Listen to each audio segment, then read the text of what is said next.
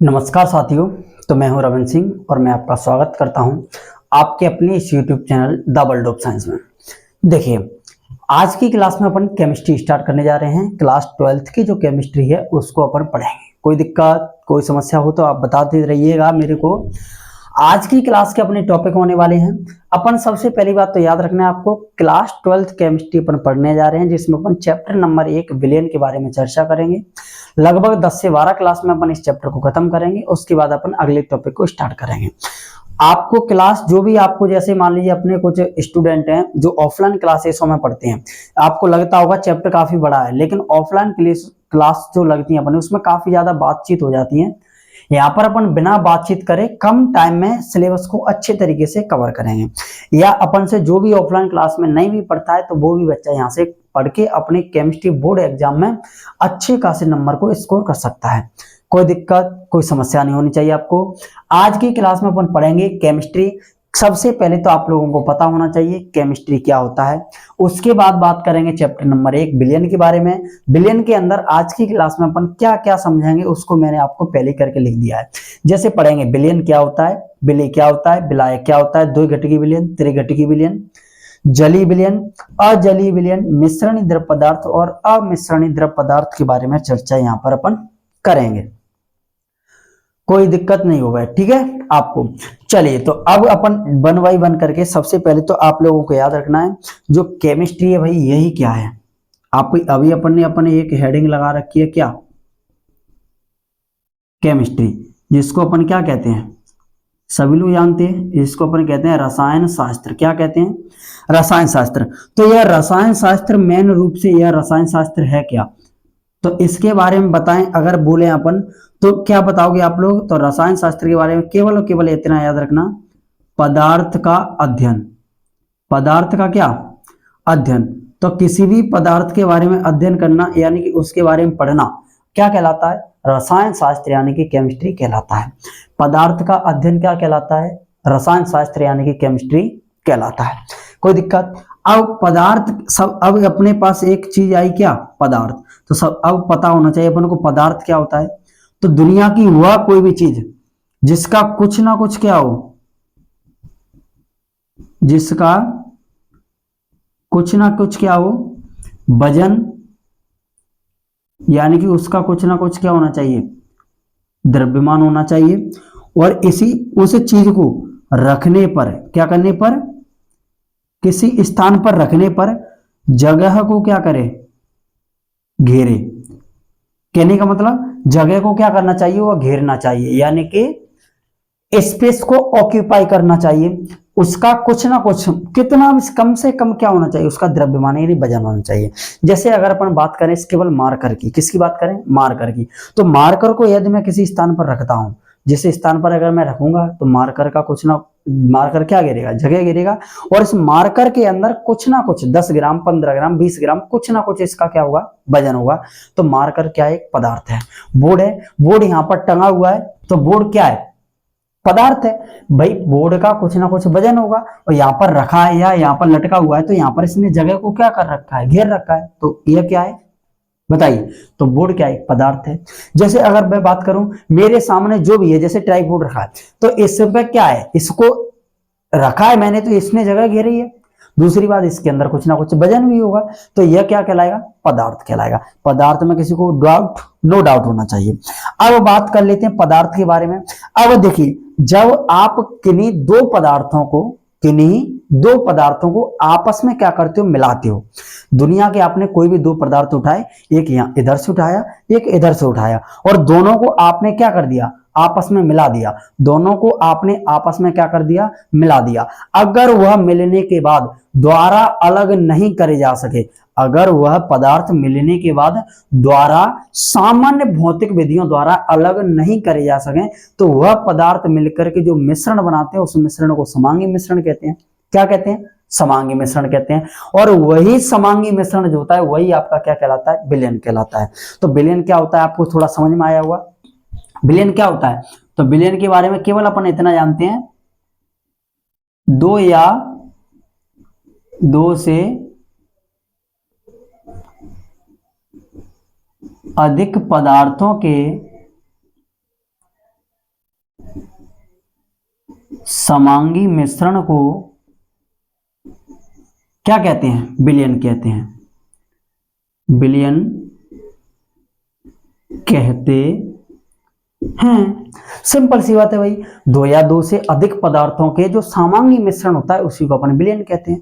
किसी को डाउट बिल्कुल नहीं होना चाहिए। जो भी चीजें अगर आपको कोई भी एक भी बात अगर कंफ्यूज कर रही है, जो भी बात समझ में नहीं आ रही है, आप कमेंट बॉक्स में कमेंट करिए, उसका रिप्लाई दूंगा मैं। कोई दिक्कत बिल्कुल नहीं होनी चाहिए, ठीक है। तो दो या दो से अधिक पदार्थों के समांगी मिश्रण को क्या कहते हैं? विलयन कहते हैं। यहां पर आपको पदार्थ का मतलब समझ में आ गया, यहां पर मैंने बता दिया। अब बात कर लेते हैं थोड़ा समांगी मिश्रण का मतलब क्या होता है। देखिए, जब भी आप किन्हीं दो पदार्थों को आपस में मिलाते हो, जैसे आपने इधर से एक उठाया, एक इधर से उठाया, और आपस में उनको आपने क्या कर दिया? मिला दिया।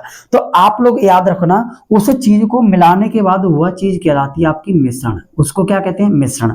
और इसी मिश्रण को जो है अपन दो कैटेगरी में डिवाइड कर देते हैं। इसी मिश्रण को कितने भागों में बांट देते हैं? आप लोग बताओगे दो भागों में। कौन कौन से भाग होते हैं बाबू?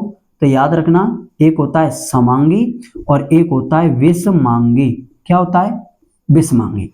आप लोग एक बात याद रखना, आप मिश्रण जब भी बनाते हो, दुनिया की कोई भी दो चीज आपस में मिला दीजिए, दुनिया की कोई भी दो चीज आपस में क्या कर दीजिए?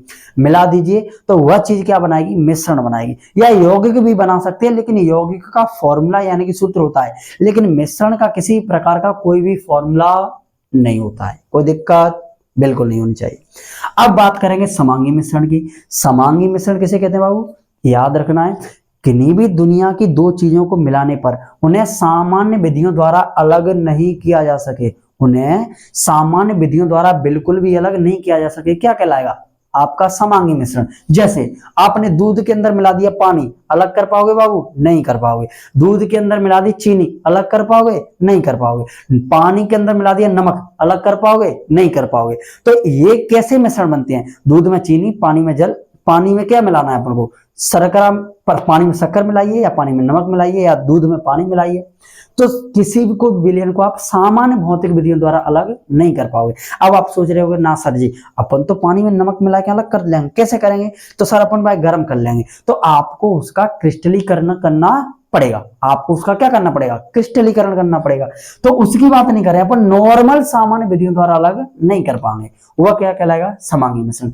विषमांगी मिश्रण, जिसको नॉर्मल आपने दो चीजें मिलाई, मिलाने के बाद आप चाह रहे हो कि अलग करना, तो आप ऐसे उठाओगे इसको, अच्छा ये इधर उठाओ, इसको उठा के इधर पटक दो, तो आपने दोनों चीजों को क्या कर दिया? अलग कर दिया। जैसे आपने रेत में मिला दी गिट्टी, रेत में क्या मिला दी? गिट्टी। तो रेत में जब गिट्टी मिलाई जाती है तो आप चाहो तो उसको नॉर्मल छान के क्या कर सकते हो? अलग कर सकते हो, या आपको अलग दिखता है, रेत भैया अपन को अलग दिख रहा है, गिट्टी भैया अपन को अलग दिख रही है, तो वह मिश्रण आपका बनता है विषमांगी मिश्रण। किसी को कोई दिक्कत बिल्कुल नहीं होनी चाहिए।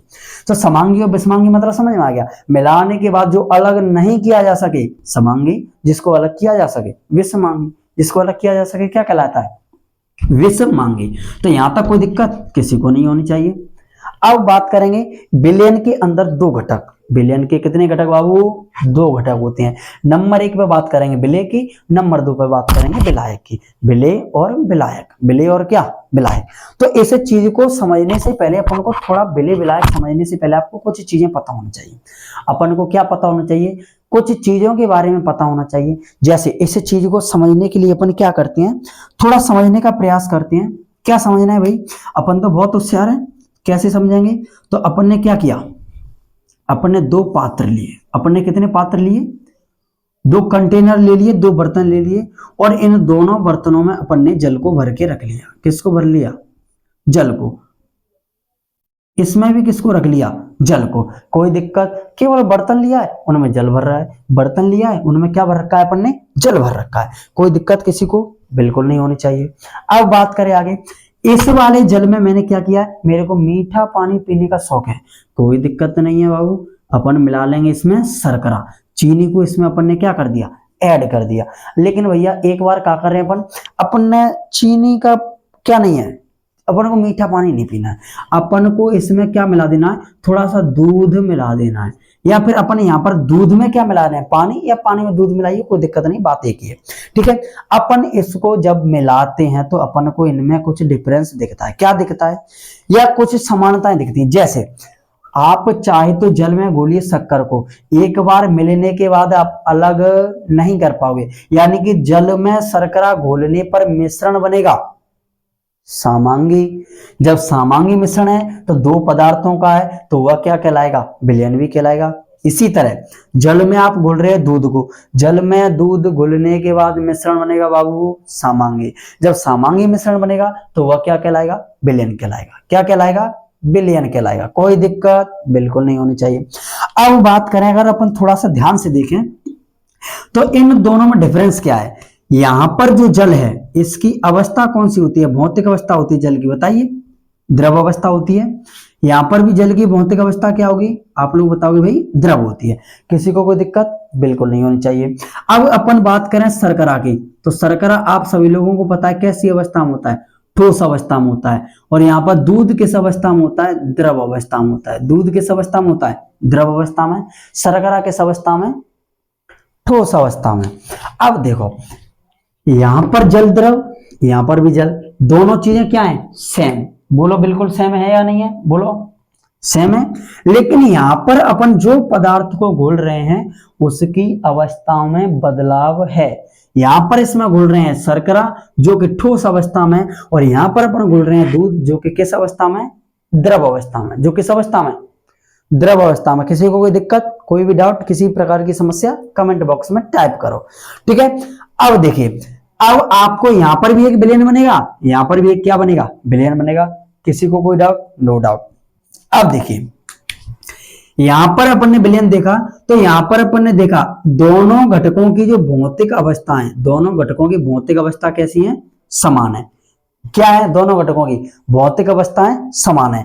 तो जब दोनों घटकों की भौतिक अवस्थाएं क्या है, समान, तो इसमें से जिसकी मात्रा क्या होगी,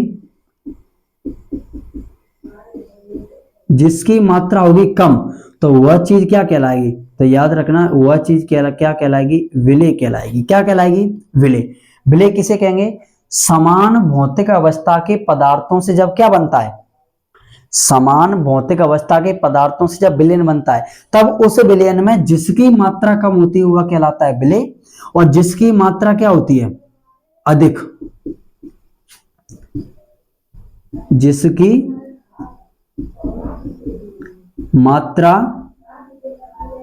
कैसी होती है, अधिक होती है, तो उसी को कहा जाता है क्या, विलायक। क्या बोला जाता है, विलायक। जब जिसकी मात्रा अधिक होगी वह क्या कहलाएगा, विलायक, जिसकी मात्रा कम होगी वह कहलाएगा विलय। लेकिन ये चीज कब कहलाएगी, कब कहलाएगी बताओ, जब क्या होगा, जब क्या होगा, जब विलय और विलायक दोनों की भौतिक अवस्थाएं एक जैसी हो। यहां पर द्रव, यहां पर द्रव, यहां पर ठोस, यहां पर ठोस, यहां पर गैस, यहां पर गैस, कोई दिक्कत बिल्कुल नहीं होनी चाहिए। यहां पर अगर अपन बात करें तो यहां पर जल की भौतिक अवस्था कैसी है, द्रव, और एक पदार्थ की भौतिक अवस्था कैसी है, ठोस। तो लेकिन यहां पर एक विलयन बनेगा कि नहीं बनेगा, तो आप लोग बताओगे जी सर बिल्कुल बनेगा, यहां पर विलयन बनेगा। यहां पर जो विलयन बनेगा वह विलयन किस अवस्था में बनेगा, इस विलयन की जो है भौतिक अवस्था क्या होगी, इस विलयन की भौतिक अवस्था क्या होगी, तो आपका आंसर होगा सर जी द्रव अवस्था में होगा। क्योंकि पानी में जब शर्करा घोली जाती है, पानी में जब क्या घोली जाती है शर्करा, तो जो विलयन बनता है वह किस अवस्था में बनता है, द्रव अवस्था में बनता है। शक्कर पानी कैसा होता है, लिक्विड तो होता है, द्रव होता है, ठीक है। अब देखो, तो यहां पर विलयन की प्रकृति कैसी है, द्रव। अब आपको इन दोनों घटकों में देखना है, आपको इन दोनों घटकों में देखना है कि कौन सा जो घटक है वह विलयन के समान अवस्था का है, विलयन के समान जिसकी भौतिक अवस्था है। तो अपन देखेंगे द्रव किसके समान है, जल के समान। तो यहां पर जो समान भौतिक अवस्था यानी कि जो जल है, यह जल क्या कहलाएगा, विलायक कहलाएगा। क्या कहलाएगा, विलायक। मतलब जब दो असमान भौतिक अवस्थाओं वाले, जब दो असमान भौतिक अवस्थाओं वाले विलयन घटक मिलकर के विलयन बनाते हैं, तब जो घटक विलयन के समान भौतिक अवस्था रखता है वह घटक विलायक कहलाता है। जब दो असमान भौतिक अवस्थाओं वाले पदार्थ मिलकर के विलयन बनाते हैं तब जो घटक विलयन के समान भौतिक अवस्था रखता है वह घटक आपका विलयन कहलाता है। और जो विलयन से भिन्न भौतिक अवस्था रखता है, यानी कि शर्करा जो विलयन से भिन्न भौतिक अवस्था रखता है, वह क्या कहलाता है बाबू, आप लोग बताओगे विलेय कहलाता है। क्या कहलाता है? विलेय कहलाता है। जैसे अब आप लोग बता दोगे, जैसे जब शर्करा को जल में घोला जाता है तो शर्करा क्या होती है? विलेय होती है। जल क्या होता है? विलायक होता है। विलेय किसे कहते हैं? या फिर विलेय के बारे में आप और भी क्या कह सकते हो? इतनी बात समझ में आई? इसको साफ करता हूं मैं। तो अब आप विलेय और विलायक की परिभाषा अब आप खुद अपने मन से भी लिख सकते हो। क्या लिखोगे विलेय में? तो क्या लिखोगे विलेय में? तो विलयन में कम मात्रा में उपस्थित पदार्थ को विलेय कहा जाता है। क्या विलेय किसे कहा जाता है? तो क्या लिखोगे? विलयन में कम मात्रा में उपस्थित पदार्थ को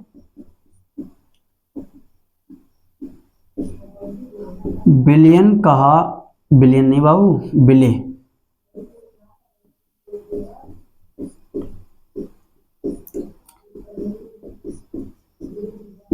कहने का मतलब जो विलयन में कम मात्रा में उपस्थित पदार्थ को क्या कहा जाता है? विलेय कहा जाता है। विलायक में क्या लिखेंगे? तो इसमें सेम इसी में विलेय कम की जगह क्या कर देंगे? अधिक। तो इसमें लिखेंगे विलयन में अधिक मात्रा में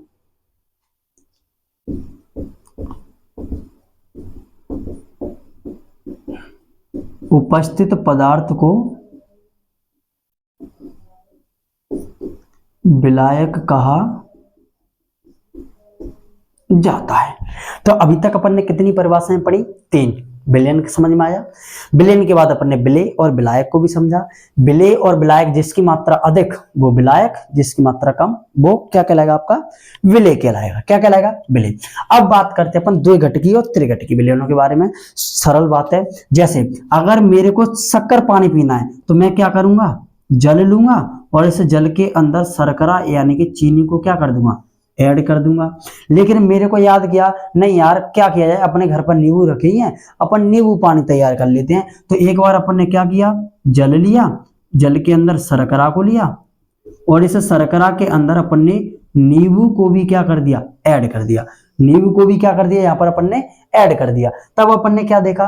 तब यहाँ पर एक विलयन बना, यहाँ पर भी एक विलयन बना। लेकिन अगर अपन थोड़ा ध्यान से देखें तो इसमें केवल 2 ही कंपोनेंट है, जल और शर्करा। और यहाँ पर कितने कंपोनेंट हैं? 3 कंपोनेंट है, यानी कि 3 घटक हैं। तो यहाँ पर 2 घटक हैं, यहाँ पर 3 घटक हैं। तो जब किसी विलयन में 2 घटक पाए जाते हैं तो उसे द्विघटकी विलयन कहते हैं, और जब किसी विलयन में 3 घटक पाए जाते हैं तो उसे त्रिघटकी विलयन कहते हैं।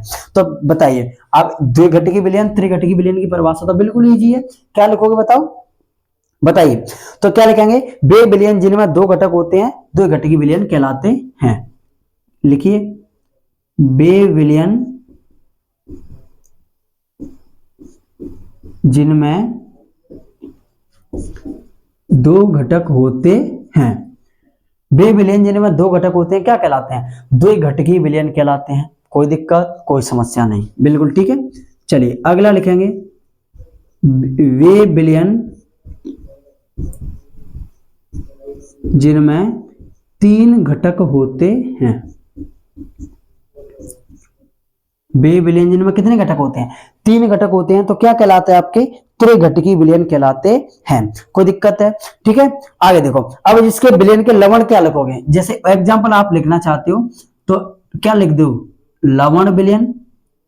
लवण जो विलयन होते हैं वो कैसे होते हैं? आप लोग बताओ, द्विघटकी विलयन होते हैं। या फिर आप बेंजीन में जब टोल्यूइन मिलाते हो, क्या मिलाते हो? बेंजीन में क्या मिलाते हो? बेंजीन में टोल्यूइन। चलिए थोड़ा सा लाइट मिस्टेक कर रही है, अभी मैं आपको पढ़ा रहा हूं, 1 मिनट थोड़ा वेट करेंगे आप लोग। चलिए इतनी बात समझ में आ गई आपको? क्या समझ में आ गया? कोई भी लवण को आप जल में घोलिए तो जो लवण का विलयन होता है वो द्विघटकी विलयन बनता है। बेंजीन में आप टोल्यूइन को मिक्स कर दीजिए, द्विघटकी विलयन बनेगा। अब आप त्रिघटकी विलयन में जैसे एग्जांपल याद करना चाहते हो तो एथिनॉल जल और एसिटिक अम्ल, क्या करिए आप? एथिनॉल लीजिए, एथेनॉल, एथिनॉल प्लस क्या? जल, और प्लस क्या? एसिटिक अम्ल। इन तीनों चीजों को आप लोग क्या कर दीजिए, मिक्स कर दीजिए, तो आपका त्रिघटित विलयन बनके तैयार हो जाएगा। कोई दिक्कत यहां तक किसी को कोई दिक्कत नहीं, ठीक है। अब बात करेंगे जलीय विलयन और अजलीय विलयन। सिंपल सी बात है, जैसे आप देखिए विलयन आप दो तरीके से बना सकते हो। जैसे एक बार आप विलय को आपको घोलना है, विलय को क्या करना है, घोलना है। विलय के बारे में आप लोग एक बात याद और भी रखिए कि वे पदार्थ जो जल में घोले जाते हैं या किसी विलायक में घोले जाते हैं या वे पदार्थ जो घुलनशील होते हैं उनको भी विलय कहा जाता है। जैसे चीनी घुलनशील है, विलय। नमक घुलनशील है, क्या कहलाएगा, विलय। तो देखिए जब विलय को किस में घोला जाता है, जल में। जब विलय को किस में घोला जाता है, जल में घोला जाता है। जब विलय को किस में घोला जाता है, आप लोग बताओगे, जल में घोला जाता है, तब उसको अपन क्या कहते हैं, तो उसे जलीय विलयन कहते हैं। तो उसे क्या कहते हैं, जलीय विलयन कहते हैं। जलीय विलयन किसे कहते हैं, जब आप किसी विलय को किस में घोलिए, जब आप किसी विलय को किस में घोलिए, जल में घोलिए। मतलब जिस विलयन के अंदर विलायक होगा तो वह जल के रूप में ही होगा। किसके रूप में होगा, जल के रूप में। तो वे विलयन जिनमें विलय को, वे विलयन क्या होता है, जिसमें विलय को जल में घोला जाता है, उसे अपन क्या कहते हैं, उन्हें अपन क्या कहते हैं, तो आप लोग बताओगे उनको अपन क्या कहते हैं, जलीय विलयन कहते हैं। उनको अपन जलीय विलयन कहते हैं, ठीक है। तो जलीय विलयन की परिभाषा समझ में आ गई। इसके बाद बात करेंगे अजलीय विलयन की। तो अजलीय विलयन मतलब जिसमें जल नहीं होगा। तो जब किसको, जब विलय को जल के अतिरिक्त मतलब जल को छोड़कर अन्य किसी विलायक में घोला जाता है, अन्य किसी विलायक में घोला जाता है। बताइए अजलीय विलयन किसे कहेंगे, जिसमें जल नहीं होगा, जल बिल्कुल भी किसी भी रूप में नहीं होगा। तो जब विलय को जल के अतिरिक्त अन्य किसी विलायक में घोला जाता है, जब विलय को जल के अतिरिक्त किसी अन्य विलायक में घोला जाता है, तब उसको अपन जो है अजलीय विलयन कहते हैं। अब बात करेंगे मिश्रणीय द्रव पदार्थ और अमिश्रणीय द्रव पदार्थ। द्रव पदार्थ तो आप लोग जानते हो, जो लिक्विड अवस्था में पदार्थ पाए जाते हैं द्रव अवस्था में। लेकिन मिश्रणीय और अमिश्रणीय में डिफरेंस क्या है, लाइट थोड़ा गड़बड़ कर रही है, तो आप लोग थोड़ा वैसे ही समझ लीजिए, इनको मैं लिख नहीं रहा हूं। मिश्रणीय द्रव पदार्थ किसे कहते हैं, तो वे द्रव पदार्थ जो आपस में मिलकर समांगी मिश्रण बनाते हैं। वे द्रव जो आपस में मिलकर समांगी मिश्रण बनाते हैं, लिख ही देता हूं, आप थोड़ा समझ जाइए। वे द्रव पदार्थ जो आपस में मिलकर, जो आपस में क्या होकर, मिलकर समांगी मिश्रण बनाते हैं। समांगी मिश्रण क्या करते हैं, बनाते हैं।